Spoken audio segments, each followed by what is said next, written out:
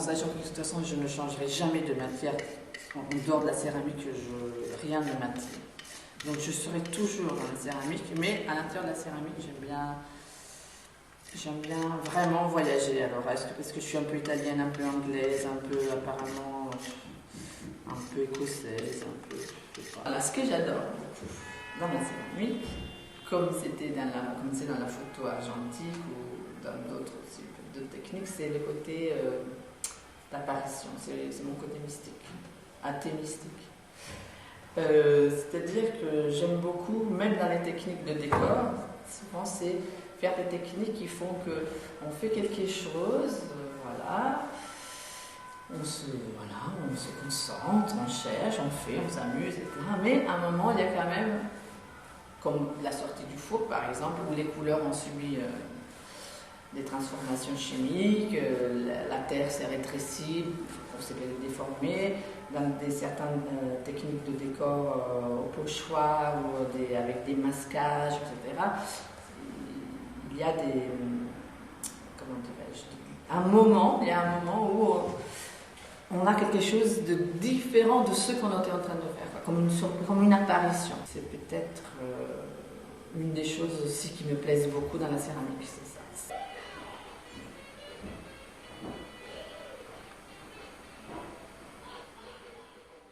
Je pensais souvent aussi à faire des madones laïques. Alors cette phrase qui veut rien dire, mais bon, alors du coup j'ai pas fait vraiment des madones, mais bon j'ai fait quand même des femmes qui... bah aussi peut-être aussi à un moment j'étais perdue. Bah, je me disais je me sens pas accrochée au sol. Et donc du coup la terre, voilà, ça t'accroche quoi, ça te stabilise. Je pense qu'il y a aussi cette qualité que la terre a elle est un peu rassurante, c'est une matière rassurante. J'ai toujours aimé les céramiques anthropomorphes, qu'elles soient crétoises ou japonaises ou africaines. Donc, je m'inscris un petit peu dans cette lignée de céramistes. Côté un petit peu rituel.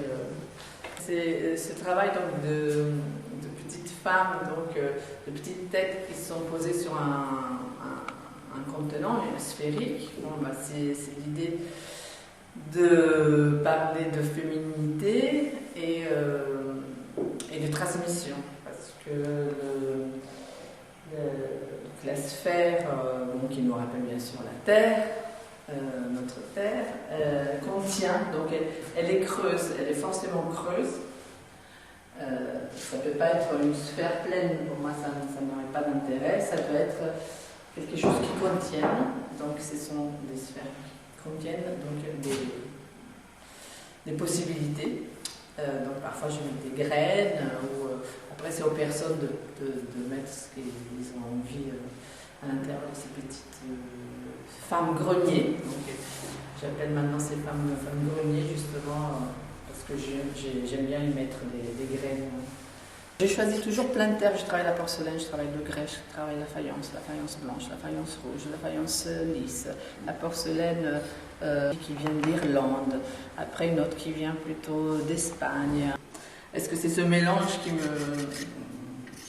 de laquelle je suis faite que j'utilise dans le choix de ces différentes terres? Peut-être. Voilà, ça c'est une autre observation qu'on m'avait fait. On m'avait dit peut-être c'est parce que tu n'as pas vraiment de terre précise, tu cherches ta terre.